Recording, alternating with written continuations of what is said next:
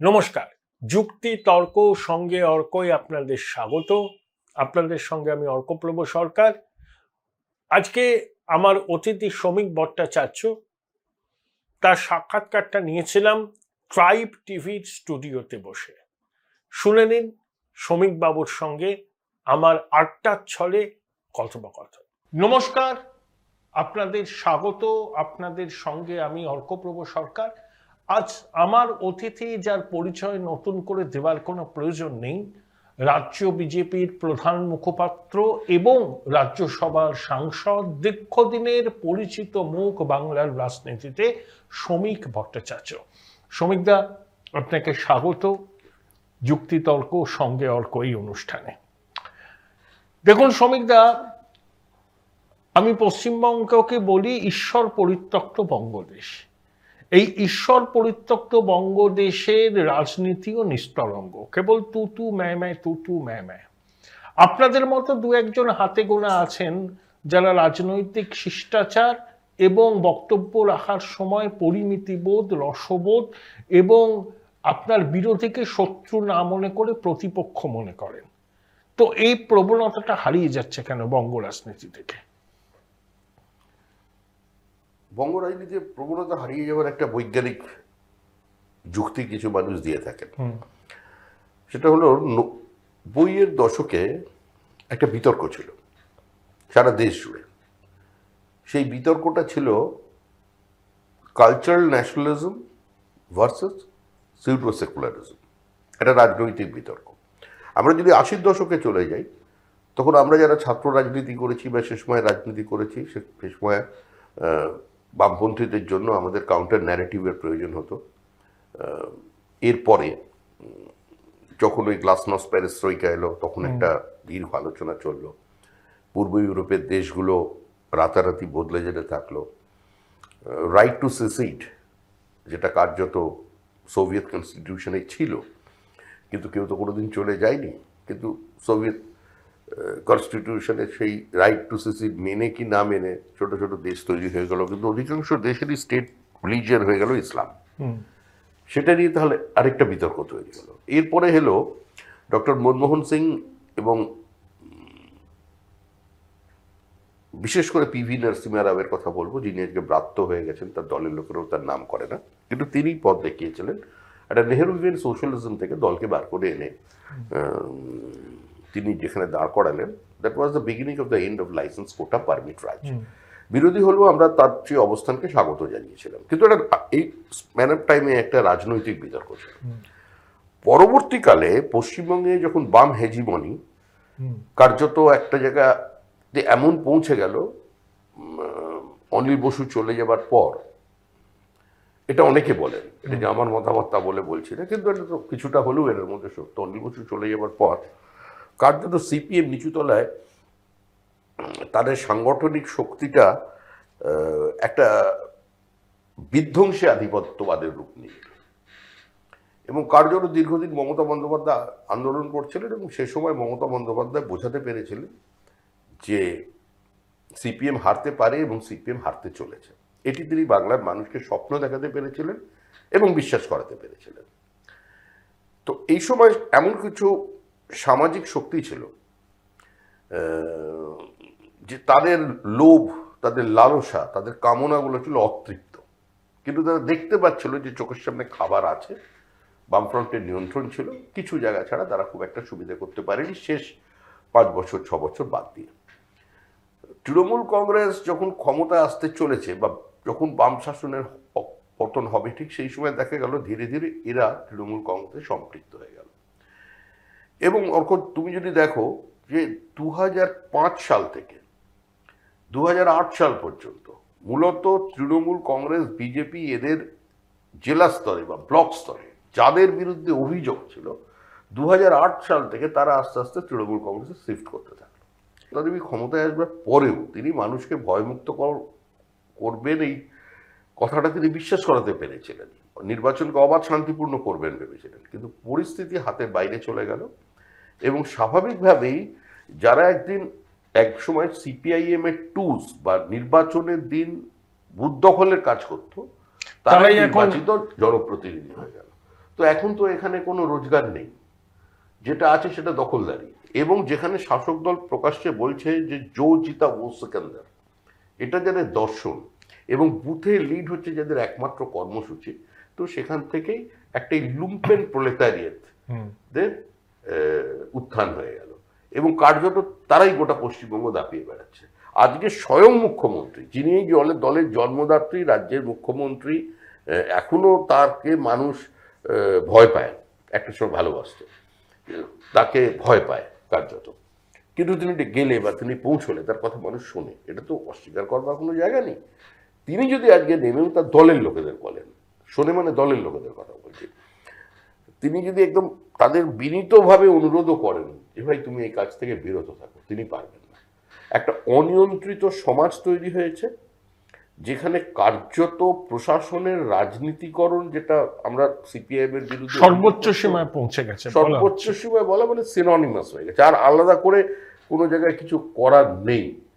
এক জায়গায় দেখা যাচ্ছে মুখ্যমন্ত্রী একটা সভা করছেন, আবার দেখা গেল মুখ্যমন্ত্রী যিনি উত্তরাধিকারী তিনি বঙ্গভ্রমণে বেরোলেন, সঙ্গে 2500 পুলিশ। স্কুল বন্ধ হয়ে যাচ্ছে। আমি বসিরহাটের খুব সামান্য কিছুদিনের জন্য বিধায়ক ছিলাম, বসিরহাট থেকে বসিরহাটের মানুষজন আমাকে ফোন করছেন, এই মহিলা ফোন করে বলছেন, স্কুলের শিক্ষয়িত্রী, তিনি ফোন করে বলছেন দেখুন না কি করুণ অবস্থা, এই মেয়েগুলোকে নিয়ে এসছে। তিনি অবশ্যই, আমি বলছি মানে তিনি কোনো চিহ্নিত রাজনৈতিক দলের সদস্য, এমনি সহনাগরিক, আমাদের সহনাগরিক। তিনি বলছেন যে আমার দেখে খুব খারাপ লাগলো, আমার বাড়িতে এসে বলছে যে আমরা একটু ওয়াশরুম ইউজ করব। মানে এই মহিলাদের তাদের ডিউটিতে নিয়ে চলে আসছে। তার মানে কে, যিনি সরকারে নেই, সরকারের বাইরে থেকে একটা সরকার চলছে। আর এটা কিন্তু খুব পরিকল্পিতভাবে মিডিয়া প্ল্যান করা হয়েছে। নবীন প্রবীণ বিরোধ, পুরনো নতুনের দ্বন্দ্ব, কখনো ফিরাদ হাকিম বনাম অন্য কেউ, এই যে ব্যাপারগুলো, এগুলো হচ্ছে মিডিয়া স্পেস দখল। তার মানে পক্ষেও আমি, বিপক্ষেও আমি। তার মানে ইয়ার অ্যাপারেন্ট সিন্ধেও হচ্ছেন না, অজিত পাওয়ারও হচ্ছেন না। আমরা এই মুহূর্তে পশ্চিমবঙ্গের মানুষ এগুলো নিয়ে কোনো উৎসাহ রাখে না। মানুষ তৃণমূলকে ফুটবলের মতো দেখছে, যেখানে নেতা নেত্রী মন্ত্রী শান্ত্রী সমাজ বিরোধী সবাই মিলেমিশে একাকার হয়ে গেছে। উত্তর ভারতের যে রাজনীতি বা মহারাষ্ট্রের যে রাজনীতি বা রেস্ট অফ দ্য ইন্ডিয়ার যে পলিটিক্স, তার সঙ্গে প্রত্যেকের কিছু নিজস্বতা থাকতে পারে, কিন্তু পশ্চিমবঙ্গের রাজনীতির একটা নির্দিষ্ট মৌলিক অবস্থান আছে। এখানে কোনো সাংসদ বা বিধায়ক নির্দল হয়ে জেতার কথা ধরে দূরের কথা, কোনো কাউন্সিলর নির্দল হয়ে পর্যন্ত জিততে পারে। একটা দুটো স্ট্রে ইনসিডেন্ট আপনি দেখাতে পারেন, ওয়ার্ডে জিততে পারে, খুব বেশি হলে, সেটা তো যদি তৃণমূল না চায় জিততে পারবে না। ওই তো আমাদের বিধাননগরে একজন মানে অত্যন্ত জনপ্রিয় কাউন্সিলর তিনি দাঁড়িয়েছিলেন, কি দেখা গেল যে বিধাননগরের পুলিশ বাসকে করে এনে লোক ঢুকিয়ে বিভিন্ন জায়গায়, খালি বাড়ির মধ্যে আর কিছু গেস্ট হাউস আছে সেগুলোর মধ্যে লোক ঢুকিয়ে, আমরা কমপ্লেন করলাম, পুলিশ জিপে করে পাহারা দিয়ে নিয়ে এলো, তাদের সকালবেলা বোমবাজি করে দখল করে দিল। একজন আইআইটিতে অধ্যাপনা করেন, তাকে নিগৃহীত করছে, তখন একজন সাইড থেকে বলছে আরে রে ছাড় ছাড়, আইআইটির প্রফেসর। তো যাকে বলছে সে বলছে, যাকে ও টিটি জানি, মানে প্রচুর টাকা তোলে, মানে এই হচ্ছে পরিস্থিতি। তো সে তো হেরে গেল।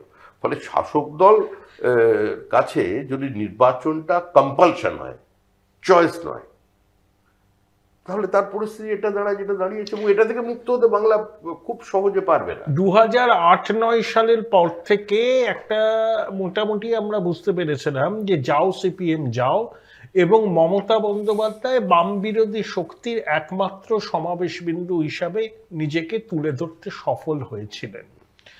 এখন কি 15 বছরের তৃণমূল শাসনের পর বিজেপি কি তৃণমূলকে চ্যালেঞ্জ জানানোর মতো আদৌ কোনো জায়গাতে আছে সুমিত্রা? 2011 যে রাজনৈতিক প্রেক্ষিত, আর আজকে 2026-এ নির্বাচন হতে চলেছে, নির্বাচন তার আগেও হতে পারে। এই সরকার যে 2026 পর্যন্ত চলবে এটা কেউ জোর গলায় বলতে পারে না। এই আশাবাদের কারণ কি, এটা নিয়ে আমি কোনো মন্তব্য করতে চাই না। তো যদি 2026 পর্যন্ত সরকারটা চলে, দুটো প্রেক্ষিত বদলে গেছে। 2011 সালের মমতা বন্দ্যোপাধ্যায় ছিলেন স্বপ্নের মেঘ বালিকা, আর আজকের যিনি মমতা বন্দ্যোপাধ্যায় তিনি হচ্ছেন ঠাকুরমার ঝুলি। কিন্তু এখনো তিনি আজকে তিনি সাজবাতির রূপকথা, আজকে সেই মমতা বন্দ্যোপাধ্যায়, যে মমতা বন্দ্যোপাধ্যায় কোনো জায়গায় পৌঁছলে সেখানে জনপ্লাবন হতো, এখনো হয়। এখন যেটা হয় সেটা হচ্ছে অর্গানাইজড ক্রাউড। মুখ্যমন্ত্রীকে দেখতে মানুষ যাবেন, মহিলা মুখ্যমন্ত্রী, স্বাভাবিক ব্যাপার। মুখ্যমন্ত্রীর তো কোনো জায়গায় গেলে নামের পাশে মুখ্যমন্ত্রী থাকলে তার সবাই যেতে হয়। কিন্তু আজ সেদিনের সেই মমতা বন্দ্যোপাধ্যায় যাকে মানুষ বিশ্বাস করতেন, ভালোবাসতেন, আর আজকের মমতা বন্দ্যোপাধ্যায় অসীম ক্ষমতাশালী মুখ্যমন্ত্রী, কিন্তু আজকেরটা ভালোবাসা নয়, আজকে যেটা আছে ভয়, আজকে বাধ্যবাধকতা। আপনি একটা ছোট্ট ঘটনার কথা বলি। মাঝখানে একটা বিতর্ক তৈরি হলো, কি একটা স্বাস্থ্য শিবির নাকি একটা চলছিল, যেখানে ডায়মন্ড ছক চলে, একটা পশ্চিমবঙ্গের বিশেষ অঞ্চল, যেটাকে কার্যত বিরোধীদের জন্য যে জেলাটাকে মুক্তাঞ্চল করে দেওয়া হয়েছে, সেবাশ্রয় প্রকল্প। সেবাশ্রয়। তা আমি তো কোনোদিন শুনিনি এরকম সুস্থ লোককে অসুস্থ করার সার্টিফিকেট দেওয়ার জন্য। এগুলো সাধারণত অফিসে ওই মানে সিক লিভ নেওয়ার জন্য বা ট্রান্সফারের জন্য এই সব কারণে মানুষ একটা ব্যবহার করে। কোনো ডাক্তারকেই অনুরোধ করে লিখে দিন 7 মাসের রেস্টের প্রয়োজন, কিন্তু সেবাশ্রয়ে যেতে হবে, বাড়িতে বাড়িতে গিয়ে বুথের লোকেরা বলে আসছে, তো সেবাশ্রয়ে যায়নি বলে তাকে পেটানো হচ্ছে। এটা আপনারাই যারা সাংবাদিক আছেন আপনারাই দেখিয়েছেন। তো এটাও তো চলছে। তো সেই মিটিংও তো লোক হচ্ছে। দেখুন, লোক হওয়া না হওয়া এটা খুব একটা বড় কথা না। 2011 সালের বামফ্রন্টের যে ব্রিগেড, মূলত সিপিএম এর যে ব্রিগেড, সেই ব্রিগেড দেখে, অর্থাৎ ব্রিগেডটা হয়ে যাবার পরে কিন্তু হাওয়াটা বদলেছিল একটু। তুমি যেটা একটু আগে বলছিলে যাও সিপিএম যাও, এটা চলছিল, কিন্তু বামফ্রন্টের সেদিন ওই ব্রিগেড সমাবেশের পরে অন্তত আগামী 10-12 দিন কেউ বুঝতে পারেনি যে এই দলটাকে হারানো যেতে পারে, এবং এই দলটা হারতে চলেছে। এবং এই দলের যে মুখ, তাদের নিঃসন্দেহে পরিচ্ছন্ন ভাবমূর্তির একটা মুখ, যিনি দলের বিরুদ্ধে অবস্থানে গিয়েও বহু ক্ষেত্রে শিল্পায়নের চেষ্টা করেছিলেন, সেই বুদ্ধদেব ভট্টাচার্য রাজনীতিতে ল্যাটারাল এন্ট্রি নেওয়া এমন একজনের কাছে পরাজিত হচ্ছেন, যিনি তৃণমূল কংগ্রেসের যেটা ইউনিক সেলিং পয়েন্ট, সেটা হচ্ছে ওই গুলি চালনা। হ্যাঁ, 21শে জুলাই তার যিনি নির্দেশ দিয়েছিলেন, তার কাছে বুদ্ধদেব ভট্টাচার্য হেরে গেলেন। তো এটা বলা যায় না।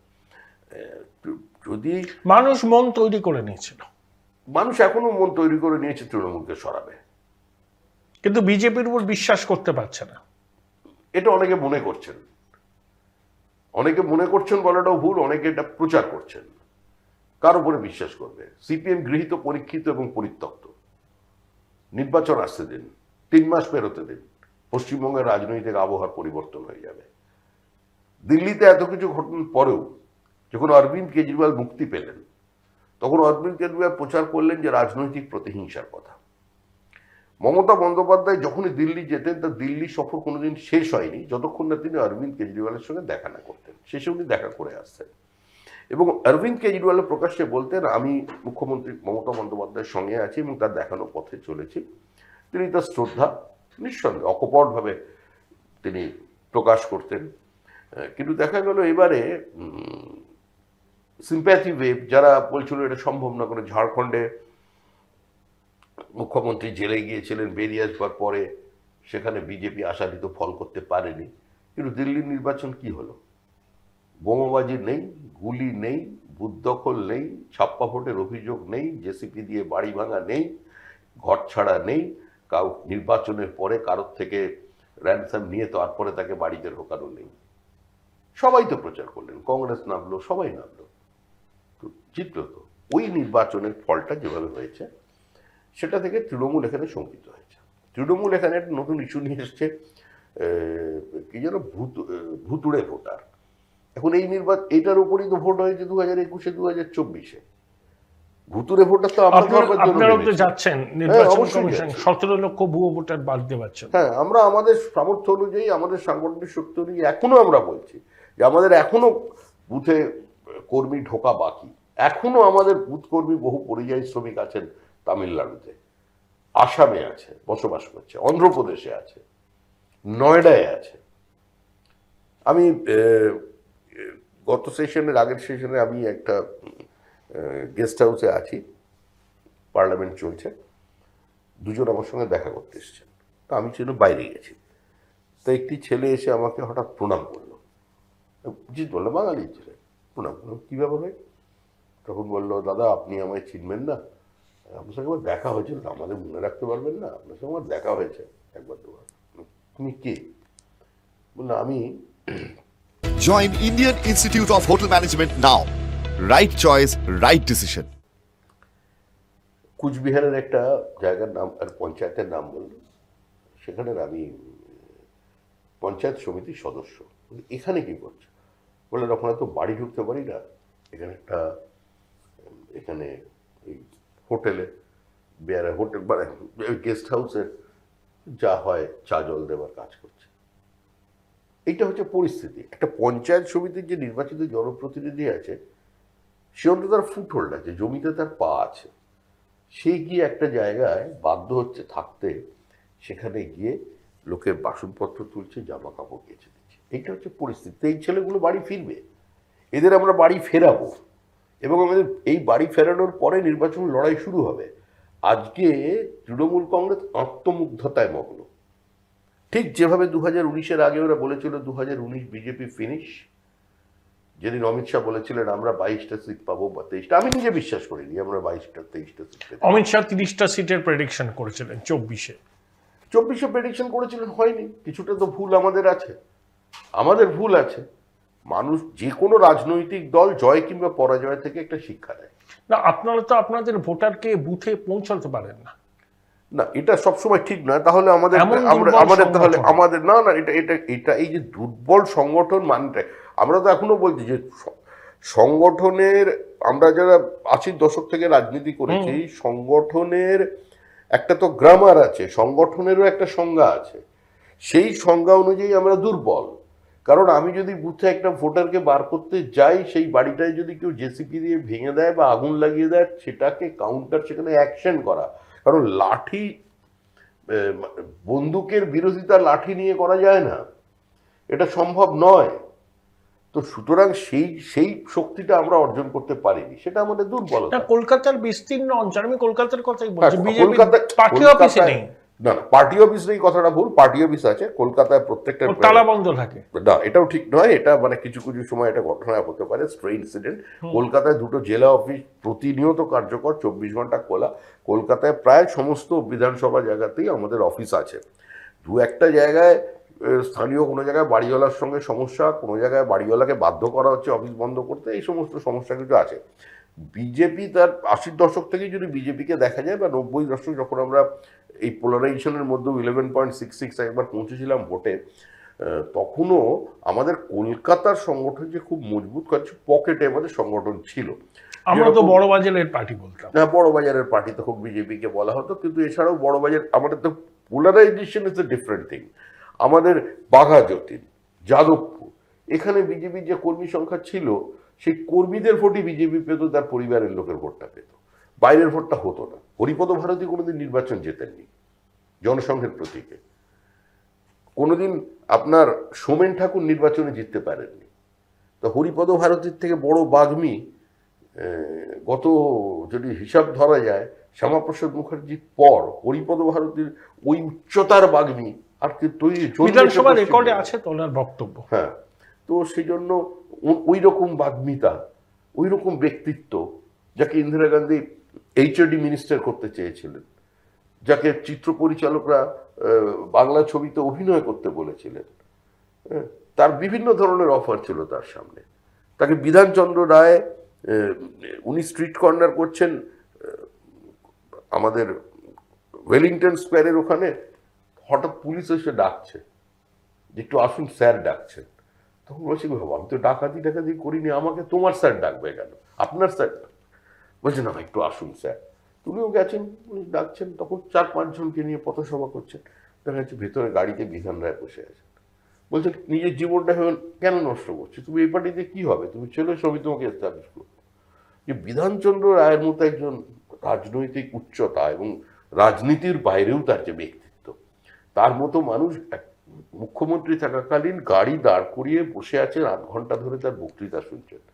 তো সেরকম মানুষও তো পশ্চিমবঙ্গে জিততে পারেনি, বিকজ অফ পোলারাইজেশন। আমাদের একটা, এবার তো পোলারাইজেশনের বৃত্ত সম্পূর্ণ। বৃত্ত সম্পূর্ণ, ফলও সম্পূর্ণ হয়ে যাবে। দিলীপ প্রতিদ্বন্দ্বিতামূলক ঘোষ সাম্প্রদায়িক। 45,000 ভোটের কাছাকাছি তিনি মেদিনীপুর লোকসভা কেন্দ্র থেকে জয়লাভ করেছিলেন 2019-এর নির্বাচনে। তার আগে ওই মেদিনীপুরে তৃণমূলের সঙ্গে আমাদের ফ্রেন্ডলি ফাইট হয় 1998-এ। একটি আসনে তৃণমূল সঙ্গে আমাদের সমঝোতা হয়নি, তৃণমূল চতুর্থ স্থান পায়, জমানত বাজেয়াপ্ত করে। ডক্টর মনোরঞ্জন দত্ত। মনোরঞ্জন দত্ত বুথে যত লোক নিয়ে বা যে কর্মী সংখ্যা নিয়ে মনোরঞ্জন দত্ত নির্বাচনে হেরে গেছিল ক্লোজ এসে, তার থেকে কম কর্মী নিয়ে দিলীপ ঘোষ কিন্তু মেদিনীপুর থেকে জিতেছেন। শুধু দিলীপ ঘোষ নয়, এ ঘটনা দিলীপ বাবুকে সরালেন কেন মেদিনীপুর থেকে? হ্যাঁ, দিলীপ বাবুকে মেদিনীপুর থেকে সরিয়ে লাস্টে পাঠালেন কেন আসানসোল? এটা তো পার্টির সিদ্ধান্ত। পার্টি কখন কাকে কোথায় লড়াবে সেটা তো পার্টির সিদ্ধান্ত না শুভেন্দুর সিদ্ধান্ত? এটা যে কেউ যার মতো করে ব্যাখ্যা করতে পারে, আমরা তো কারোর কণ্ঠরোধ করতে পারি না। শুভেন্দু অধিকারী আমাদের দলে এসেছেন। শুভেন্দু অধিকারী একজন স্বাভাবিক নেতা। I agree. শুভেন্দু অধিকারী কে বিভিন্ন সময় বিলো দ্য বেল্ট অ্যাটাক করা হচ্ছে এবং রাজনৈতিক কুৎসাটা যে স্তরে পৌঁছে গেছে সেটা কাম্য নয়। কিন্তু বিভিন্ন ঘটনায় প্রার্থী তালিকা ঠিক করার ব্যাপারে শুভেন্দু অধিকারীর নাম যারা জড়িয়ে দিচ্ছেন তাদের শুধু আমি এটুকুনি বলবো, বিজেপির এভাবে প্রার্থী তালিকা তৈরি হয় না, আর কোনো এক ব্যক্তির কথায় কোনো জায়গার পরিবর্তন হয় না। তো এটা দিলীপ ঘোষের আসন পরিবর্তন করার ক্ষেত্রে শুভেন্দু অধিকারীর কোথাও দূর দূর পর্যন্ত কোনো সম্পর্ক ছিল না। যে সিদ্ধান্ত নিয়েছেন সেটা সংসদীয় বোর্ড নিয়েছে, তাদের নির্দিষ্ট মেকানিজম আছে সংবাদ সংগ্রহ করার। পার্টি থেকে যে সংবাদ যায়, পার্টির সাংগঠনিক স্তর থেকে যেটা ডেলিভার করা হয়, যে মেসেজ পাস অন করা হয়, সেটার বাইরেও আমাদের কেন্দ্রীয় নেতৃত্ব যারা, এই যে রাজমাতা, এই রাজমাতা তাহলে কি সার্ভে করা হয়েছিল যে রাজমাতার উইনেবিলিটি আছে? অনেকে বলেন ওটা একেবারে নিশ্চিত সিট, আপনারা হারলেন। তা আমরা তো বলছি যে আমরা বেশ কটি আসরে আমরা মানে আমাদের জেতা উচিত ছিল, আমরা জিততে পারি। তাহলে গ্রাউন্ড ফিডব্যাকে ভুল ছিল? গ্রাউন্ড ফিডব্যাকে শুধু পশ্চিমবঙ্গে ব্যক্তির নির্বাচনে খুব একটা প্রভাব আছে, এটা আমার ব্যক্তিগত মতামত বলতে পারেন, এবং এটা আমি এটা বিশ্বাস করি আমি যে পশ্চিমবঙ্গের নির্বাচনে ভালো প্রার্থী হলে কর্মীদের মধ্যে উৎসাহ আসে, এর বাইরে কিছু নয়। ব্যক্তি দেখে, যে কারণে আমি হরিপদ ভারতী, সোমেন ঠাকুরের কথা তুললাম। তো এখানে ব্যক্তিটা খুব একটা বড় ব্যাপার নয়, আমাদের কিছু সাংগঠনিক ত্রুটি বিচ্যুতিও ছিল, কারণ কৃষ্ণনগর আমাদের জেতা উচিত ছিল এবং কৃষ্ণনগর আমরা ভবিষ্যতে জিতব। কৃষ্ণনগর, দমদম, বাঁকুড়া, পশ্চিম মেদিনীপুর, এগুলো বিজেপির জেতা। আপনাকে তো সিপিএম হারিয়ে দিল, 19-এ সিপিএম আপনাকে হারিয়ে দিল।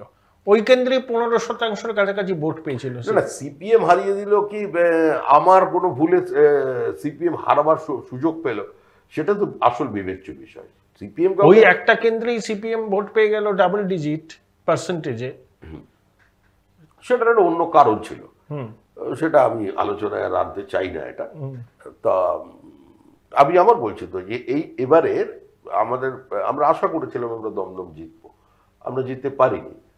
আমরা কৃষ্ণনগর আমরা জিতবো ভেবেছিলাম, এমনকি আমাদের যে মানে কলকাতা উত্তরও আপনাদের এবার জেতা উচিত ছিল। হ্যাঁ, উচিত ছিল, আশা করেছিলাম। অনেকে বলেছিলেন একটা হাওয়া ছিল, সেগুলো শেষ মুহূর্তে সেটা কাজ করেনি। রাজনীতিতে 2-2 সবসময় তো 4 হয় না। আর কলকাতায় ভোটটা করানো যায়নি, ভোটটা খুঁজে করানো যায়নি হয়তো, কিন্তু আরো কিছু জায়গায় যেখানে আমাদের লিডের যে লিড আমরা পেয়েছি কিছু জায়গায়, তো যে লিডের যে মার্জিন যেটা ছিল আমাদের পকেটে, সে মার্জিনটা সেই জায়গায় যায়নি। আপনি শুভেন্দু অধিকারীকে তৃণমূল টার্গেট করেছে, বহু মামলা দিয়েছে, রক্ষা কবচ নিতে হয়েছে। আপনাদের দলেও শুভেন্দু অধিকারীকে টার্গেট করা হচ্ছে না তো তা নয়? সংগঠন সম্পাদক অমিতাভ চক্রবর্তী বলুন, এই হালে আমাদের জগন্নাথ, এরা কি টার্গেট করছে না শুভেন্দু? না, এটা ক্লোজ চ্যাপ্টার, আমি এটা নিয়ে কোনো আলোচনা চাই না। আর যার আপনি নাম বললেন অমিতাভ চক্রবর্তী দলের সাধারণ সম্পাদক সংগঠন রুটলেস ওয়ান্ডার, তার বনগাঁওকালে পোস্টার পড়েছিল না। আরে দেখুন, কেউ কারোর নামে বলতে পারে, কোনো জায়গায় কোনো সাংগঠনিক সিদ্ধান্ত, বিশেষ করে কাউকে প্রার্থী করা, কাউকে সভাপতি করা, এই কাজগুলো মানে জেনারেল সেক্রেটারি অর্গানাইজেশনের কাজ নয়। এই কাজ তিনি করেননি, এই কাজ তিনি করেন না। যেহেতু সাংগঠনিক বিষয়, মানুষ এসে বা কর্মী এসে কথা বললে প্রথমেই তাকে ফেস করতে হয়। তারপরে যখন সিদ্ধান্তটা বদল হয় তখন তারা মনে করে এই কাজটা করলো। এটা একটা সম্পূর্ণ ভুল ধারণা। আমাদের দলের সাংগঠনিক যে স্ট্রাকচার, সেখানে জেনারেল সেক্রেটারি অর্গানাইজেশনের কাজ হচ্ছে যে কমিটি তৈরি হয়েছে তাকে সহযোগিতা করা, তাকে সাহায্য করা, তার কাছে কিছু কমিউনিকেট করা, বাছাই করার ক্ষেত্রেও তার ভূমিকা থাকে। সেই কমিটি বাছাই করার ক্ষেত্রে, কমিটি বাছাই করার ক্ষেত্রে, রাজ্যের কমিটি বাছাই করার ক্ষেত্রে কেন্দ্রের কিছুটা ভূমিকা আছে, কিন্তু কেন্দ্র থেকে অনুমোদিত হয়ে আসে। রাজ্যের কোনো কমিটি বাছাইয়ের ক্ষেত্রে রাজ্য সাধারণ সম্পাদক সংগঠনের কোনো ভূমিকা বিজেপির গঠনতন্ত্র অনুসারে নেই। এই যে বিএল সন্তোষ ইউদুলাপ্পার পিছনে হাত ধুয়ে পড়েছিলেন, এটা সংবাদ মাধ্যমের প্রচার, এটা সংবাদ মাধ্যমের প্রচার। ইয়েদুরাপ্পা তো আমাদের দল ছেড়েছিলেন একবার, তারপরে আবার দলে তার পুনর্বাসন হয়েছিল। তো এবং এই যে একটা ফ্যাক্টর আছে বহু জায়গায়, যে দিল্লির যিনি মুখ্যমন্ত্রী হয়েছেন, কি জানতেন কি কোনো মানুষের আলোচনায় ছিল যে উনি মুখ্যমন্ত্রী হতে চলছেন? যে কটা নাম, 4টে নাম সারা ভারতবর্ষের সংবাদ মাধ্যম দেখালো, তার বাইরে থেকে মুখ্যমন্ত্রী হতো। এখন এটা ট্রেন্ড দেখছি, পার্টি উইথ ডিফারেন্স, এই ডুওপলিতে ট্রেন্ড দেখছি মোদিজি অমিত শাহের জমানায়, যে যাদের নাম নিয়ে চর্চা হয় তারা কেউ কাঙ্ক্ষিত পদে যান না। এই যে আমাদের পশ্চিমবঙ্গের রাজ্য বিজেপির সভাপতি নির্বাচিত হবেন, অনেক নাম নিয়ে চর্চা হচ্ছে এবং ইনক্লুডিং আপনিও একজন কন্টেন্ডার বলা হচ্ছে। কন্টেন্ডার তো কখনোই নই। আমি রাজ্য সভাপতি বা কোনো সাংগঠনিক দায়িত্ব নেব বলেছি, বা এটা আমি এই পদপ্রার্থী, বা এর জন্য আমি কাউকে বলেছি যে আমি দায়িত্ব নিতে চাই, বা জীবনে আমি যতদিন রাজনীতিতে আছি, 40 বছরের বেশি সময় ধরে আছি, সারা পশ্চিমবঙ্গের যে কোনো নেতাকে, কেন্দ্রের যে কোনো নেতাকে একটা জায়গাকে উদাহরণ দিতে পারবে না আমি এটা চাই বলে তার কাছে। I do agri. আমি তো সমিতা তোমাকে আজ থেকে চিনি না, 25 বছর আমিও তোমাকে চিনি, মানে আমার সাংবাদিকতার প্রায় সূচনা থেকে। কিন্তু বেসিক্যালি ব্যাপার, দল দায়িত্ব দিলে তুমি নিশ্চয়ই নেবে। পার্টির সিদ্ধান্তই চূড়ান্ত সিদ্ধান্ত। পার্টি যে সিদ্ধান্ত নেবে, পার্টি যাকে প্রেসিডেন্ট করবে সবাই তার সঙ্গে থাকবে। আমাদের পার্টির সভাপতি 3 বছরের জন্য নির্বাচিত হয়, এটা একটা বহমানতা। এটা সভাপতির সামনে থাকে, প্রেসিডেন্সিয়াল ফর্ম অফ পার্টি বলা হয়, কিন্তু পার্টি পার্টির মতো করে চলে। প্রেসিডেন্ট শুধুমাত্র একটা মুখোশ অবশ্যই নয়, মুখ, এটাই বিষয়। কিন্তু আপনাদের সভাপতি কেন্দ্রিক দল, অনেকে বিজেপিকে বলে সভাপতি কেন্দ্রিক দল, কিন্তু অ্যাকচুয়ালি বিজেপি মতাদর্শ কেন্দ্রিক দল, অবশ্যই, এবং কর্মসূচি মতাদর্শ তো আছে, এবং ব্যক্তির প্রভাব বিজেপিতে, ব্যক্তি মাহাত্ম্যটা একটু কম। অনেকে বলে যে সবসময় মোদিজিকে দেখার হচ্ছে সামনে মোদিজি, কিন্তু মোদিজি আর আমাদের যে দীর্ঘদিনের যে চলার পথ 1925 সাল থেকে, আমাদের যে নির্দিষ্ট লক্ষ্য, মতাদর্শ, আমরা যে একটা নতুন ভারতবর্ষে পৃথিবীর সামনে একটা ন্যারেটিভ তৈরি করতে পেরেছি। একটা সময় ছিল যে আমরা আমাদের কার্যত কোনো ভূমিকা রাখার চেষ্টা করলেও আমরা অপান্তেয় শক্তি ছিলাম। কিন্তু 90 দশকের ঠিক শুরু থেকে প্রমাণ হয়ে গেল যে তুমি যে সিদ্ধান্তই নাও, ভারতবর্ষের রাজনীতিতে হয় তা আমাদের পক্ষে যাবে, না হলে আমাদের বিপক্ষে যাবে। এই অবস্থানটা যে তৈরি হয়েছে যে মতাদর্শের কারণে, যে লড়াই সংঘর্ষের কারণে, সেটাই হচ্ছে নরেন্দ্র মোদী। নরেন্দ্র মোদী কোনো ব্যক্তি নয়, নরেন্দ্র মোদী একটা কনসেপ্ট। আজকে তিনি সেই তার প্রতিনিধি সামনে এসেছেন। কিন্তু বিজেপি প্রথম একদম শুরু এবং শেষ আদ্যন্তই একটা নির্দিষ্ট মতাদর্শ এবং লক্ষ্যের দল।